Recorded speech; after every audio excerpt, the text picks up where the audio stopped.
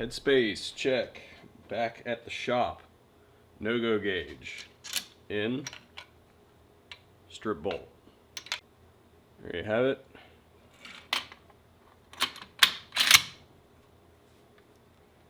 Does not close. Here in trunnion measurement. Field gauge. That, however, is not locking up. So, passes headspace. We can move on to the next segment of the testing. Welcome back to the 3,000 round debrief of the Century VSKA rifle. As you guys saw, the headspace was good, so this thing is approved for another 2,000 rounds of torture.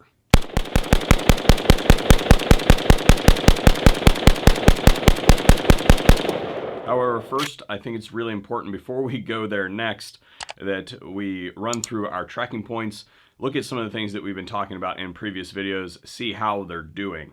Now, that said, I am going to run through these things really quick, and if you need to, you can go ahead and pause the video to get a closer look of the before and afters. So first, the ones that I don't want to say we aren't tracking anymore, but it looks like that they were done after the 1500 run. So basically what I'm saying is we didn't see any progression in these from 1500 to 3000 rounds, and thus I don't suspect that we will see any change in these going forward from the 3 to 5. First off, the bolt and trunnion lugs. I expected these to degrade a little bit more, especially on the bolt, because the trunnion is made of S7. I expected to see some change here, and actually it looks like they haven't changed at all. You can even still see the little flattening of the corner that we mentioned in the previous debrief. It looks like I could line these two up in Photoshop and they would be the exact same image. Basically, I see no apparent progression on the impact points of the carrier and the trunnion, with the one caveat being that I do see a fair amount of finish degradation between the bolt and carrier where the thing rotates. It's not a big deal or anything like that. It's just something that I should note, that I can see my reflection in the carrier now. The right carrier rail is the same. We mentioned that there may be some deformation happening there. It has not progressed any farther, and the same thing goes with the carrier tail. Last time we mentioned that the underbelly of the carrier was impacting the hammer.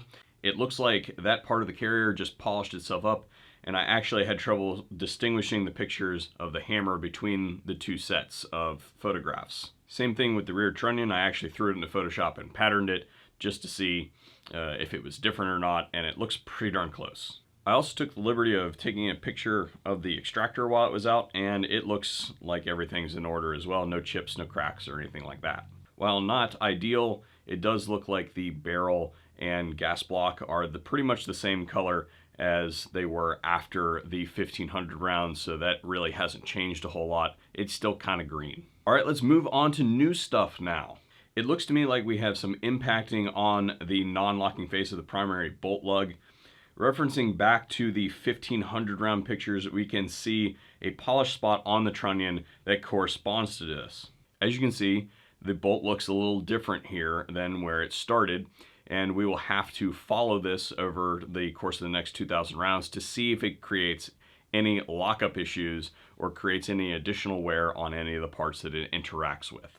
The next thing I'd like to point out is that we have a little loosening in the staking of the piston, and I'm actually not sure about this because I've only ever seen one of these pins out, and it was a solid one-piece pin that's basically pounded into place, deformed, and then basically ground to the contours of the piston. The piston head should wobble in the space a few millimeters in every direction to give enough play for the gun to operate.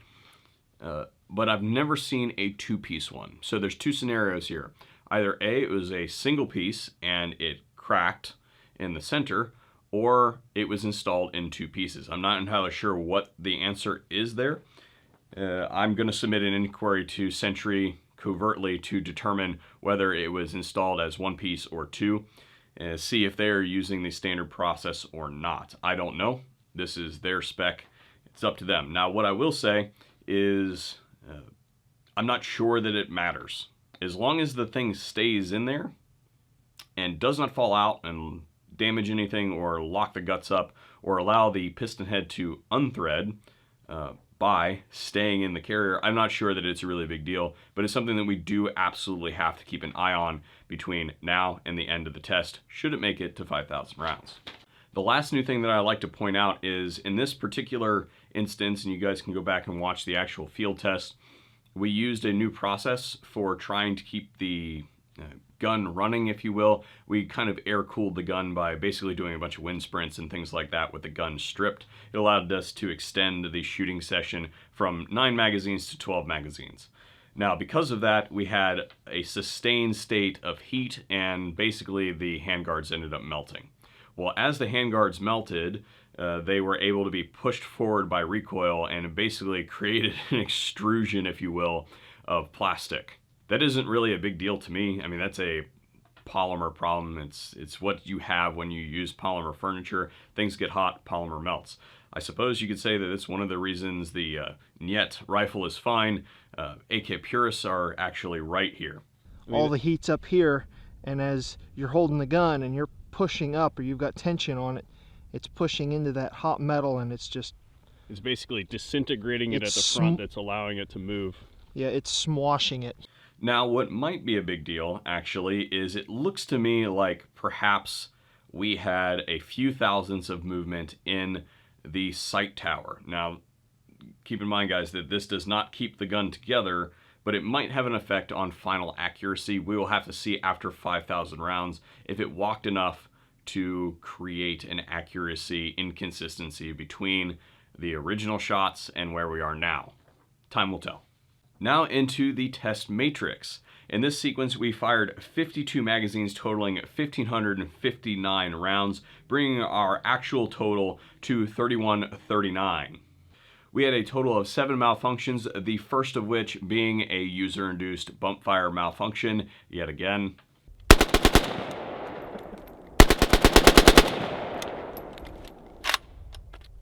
Malfunction, user-induced? The second was a primer strike, a click no bang, if you will, and it was ultimately determined to be a bad round.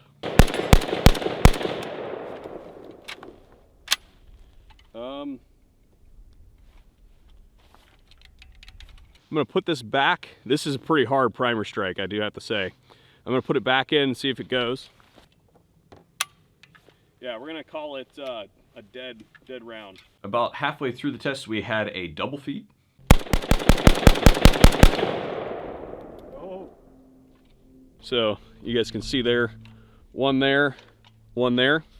The gun was then flawless for over 20 magazines when it experienced another slam fire event.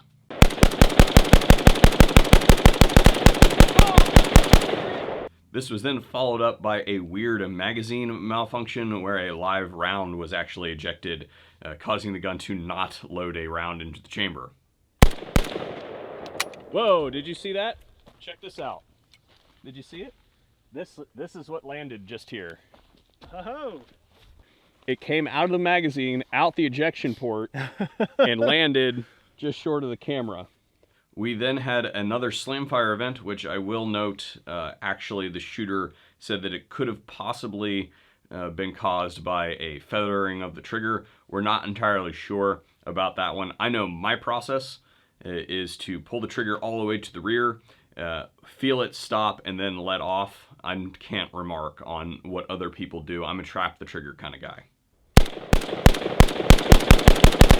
Whoa! You did it again. And then in the last couple of magazines near the very end of the test, we had one of those failure to eject situations. Uh-oh, bring it in. You can see that that is an empty case. Magazine half full. Gun was fairly dirty at this point.